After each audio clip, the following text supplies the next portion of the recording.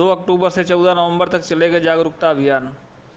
आज़ादी के अमृत महोत्सव पर डीएलएस ने सफ़र नया की एक अनूठी पहल की। इसका मकसद 2 अक्टूबर से 14 नवंबर तक चलने वाले कार्यक्रम के दौरान जनता में जागरूकता को बढ़ावा देना है। साथ ही साथ सोशल मीडिया के माध्यम से जल्द न्याय दिलाना और तमाम लोगों तक पहुंचकर उन्हें कानूनी मदद पहुंचाना है।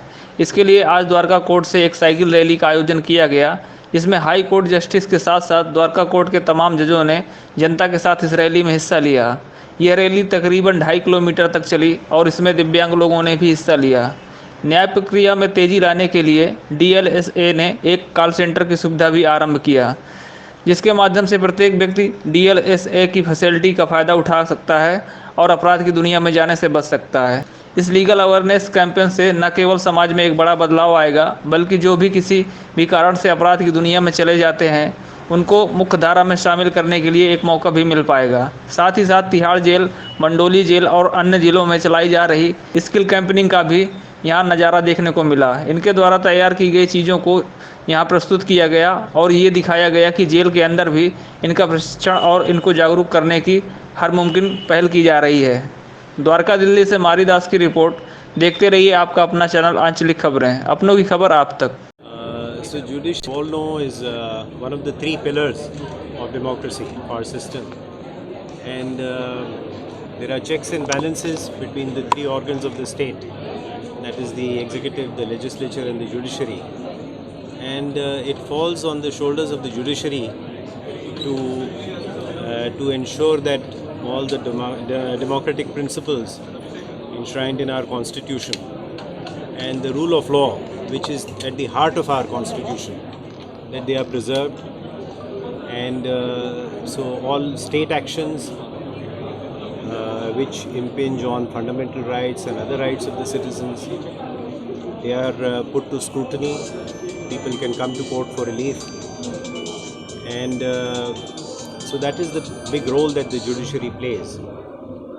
And so just like that, the other organs also, so courts have to remain within their bounds while acting, and there are these conventions, there are judgments which from the Supreme Court which throw light on these aspects. So that is how a democratic society can run. Sir 45 days के इस campaign को कैसे देखते हैं और कितना बदलाव आप एक्सपेक्ट?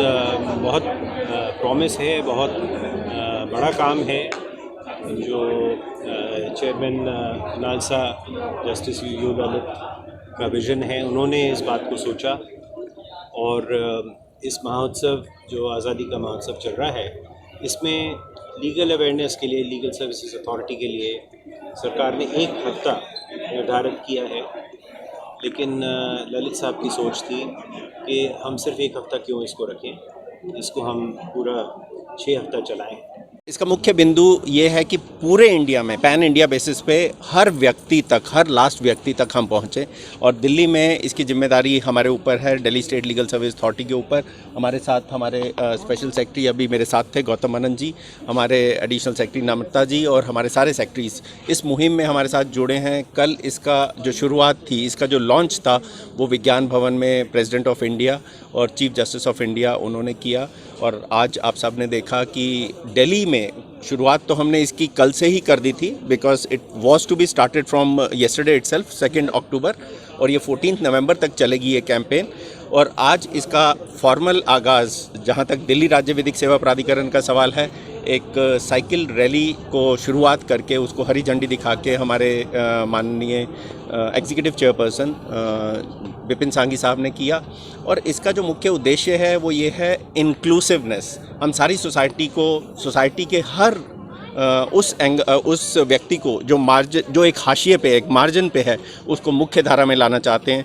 चाहे वो सेक्स वर्कर्स हैं, चाहे वो माइग्रेंट लेबरर्स हैं, चाहे वो विमेन हैं, चाहे वो चिल्ड्रन हैं, चाहे वो सीनियर सिटीजन्स हैं, उन सब के लिए जितनी भी गवर्नमेंट की बेनिफिशियल पॉलिसीज़ हैं, जितनी भी बेनिफिशियल स्कीम्स हैं, उनका फ़ायदा उन तक पहुँचे, ये उपलब्ध कराना, ये उन तक पहुँचाना, ये हमारा ऑब्लिगेशन है। और यही इस कैंपेन का, ये जो 6 हफ्ते की कैंपेन है, 45 दिन की कैंपेन है, जो 14 नवंबर को कंप्लीट होगी। इस 14 नवंबर तक हम अलग अलग दिल्ली के हर नुक एंड कॉर्नर पे, हर कोने कोने में जाएंगे और हर व्यक्ति को जागरूक कराएंगे, ना सिर्फ उनके अधिकारों के प्रति बल्कि स्टेट मशीनरी के प्रति भी, हमारी अथॉरिटी के प्रति भी, कि हमारी authority is there to help them out. अगर उनको किसी भी तरीके की कोई कानूनी सहायता की ज़रूरत है तो हम तक पहुँचें। हमारा 24/7 हेल्पलाइन नंबर है 1516, जिसके ज़रिए वो हम तक पहुँच सकते हैं ताकि हम उनको उचित कानूनी सहायता उपलब्ध करा सकें। आप जानते हैं कि आज डालसा ने जो दिल्ली लीगल सर्विसेज अथॉरिटी एक साइकिल रैली की मतलब योजना बनाई थी और द्वारका फोरम को ये सपोर्ट के लिए एक कॉल दिया गया था और मुझे अच्छा लगा कि बिकॉज ये हमारे ऑब्जेक्ट को मैच करता है। बिकॉज डालसा का भी जो अप्रोच है वो यही है कि जो लीगल सिस्टम है वो उसका लाभ जो है समाज के उन तबके तक पहुँचे जहाँ तक कि ये किसी कारण से नहीं जा पहुँचा है।